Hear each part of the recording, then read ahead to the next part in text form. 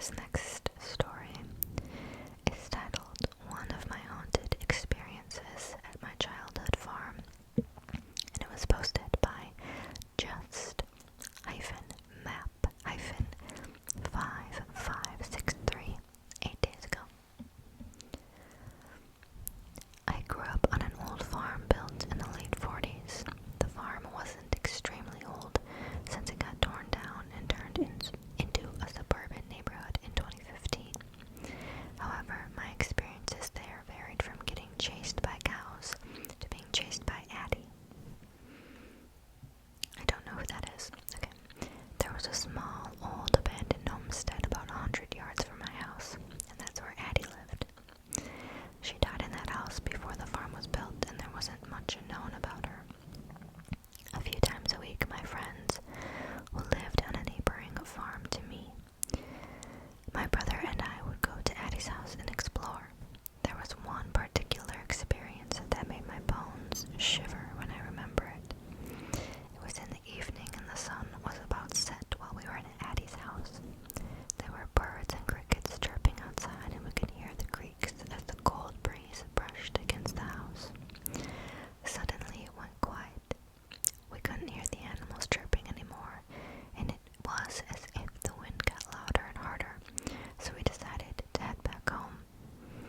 As we headed out the front door, we heard footsteps on the second floor.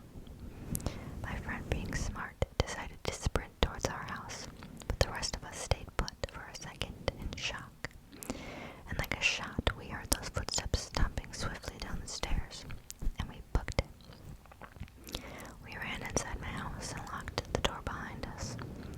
The stairs inside that old abandoned house were open and had no back, so you can see people coming up and down the stairs from the front door. I never spoke about it because I didn't want to scare anyone, but as we heard those footsteps coming down the stairs, I could see the silhouette of bare feet and ankles running down through the cracks of the steps.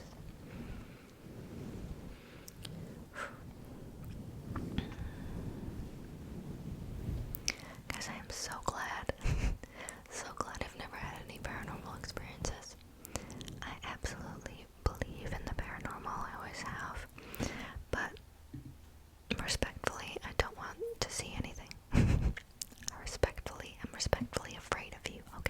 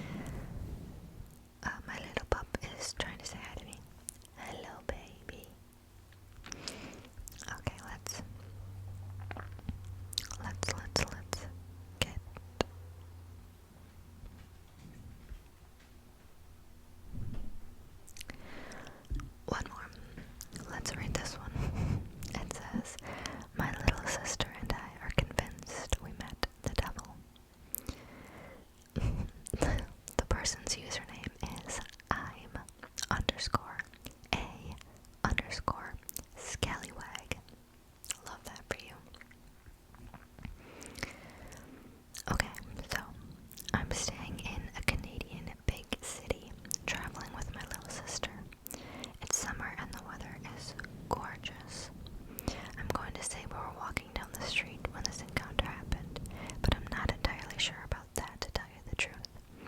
All of this was 2 or 3 years ago now. There are details that I'll remember until the day I die, but the rest has already begun to fade.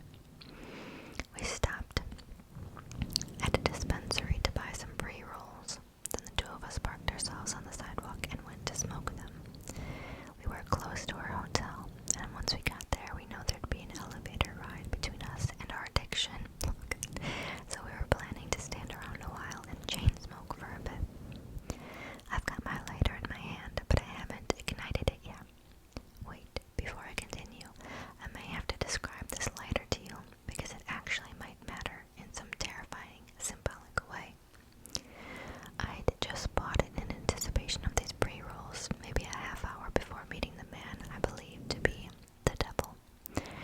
The lighter had a Keith Haring print on it, often called the three-eyed monster. Here's an explanation I just cut and pasted from Google. The smiley face is another frequently used character found in many of Keith Haring's works. This icon, the three-eyed face, is a mysterious figure, often associated with greed and excess. Alternatively, this character has been used to represent the unknown. Okay, back to the story. I've got my lighter in my hand, but I haven't ignited it yet. The exact moment I flick the flame, I see a suited man exiting the 5 guys we're standing in front of. My first thought the moment I saw him was, but he doesn't eat. When I recalled that thought later on, safe in our hotel, it made my skin feel cold all over. The suited man acknowledges no one as he storms out of the burger joint. He simply raises his hand high, as if hailing no taxi in particular, and demands lighter. This aloof behavior is kind of amusing to me, so I wave at the suited man, offering the services of my lighter. He walked towards us slowly, much too deliberately, and the two of us already begin to recoil a little at his aura. His suit is meticulous. I've never seen a fabric exactly like it.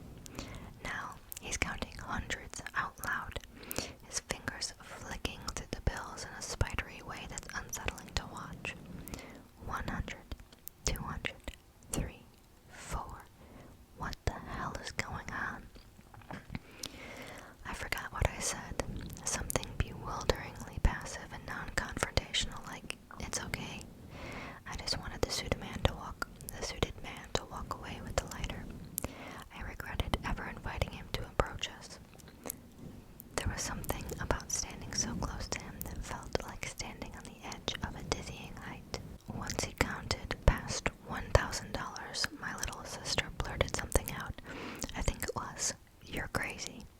I'm almost certain that's what she said. My little sister didn't sound amused or entertained by the situation. She sounded more shocked and weirded out. It was the voice you'd use with the creep at the bar. The suited man stared bloody daggers at her. It was terrifying. His eyes lit up with pure malice, and his lips peeled back for a moment in this awful, awful snarl. "We're talking," he growled at her. Just those two words, and they felt so loaded. "The men are talking," it said. Then the suited man looked at me with reproach, like I was at fault for not having her under control, for letting the girl interrupt our important business. "It's just a lighter," I repeated, sounding more like a person being mugged than someone being offered money. All I wanted was to get some distance between us. "You can have it. I don't need it." That was not the answer he wanted. He'd already counted the grand he had in his wallet, and now he was pulling more loose cash out from his pockets in a weird frenzy. At this point, he's insisting that I give him a price for it. Any price. He honestly seems kind of worried now. Scared, maybe. He's like panicking. It's like he's trying to buy something he wants dearly, and he sees the opportunity passing him by. I've had a lot of friends ask me why I didn't take the suited man's money. Some almost seemed pissed at me for not taking it, if they believed me at all, that is. The obvious answer is that I'm decently lucky in life and I didn't need it. But that's not what I actually think happened, though. It's just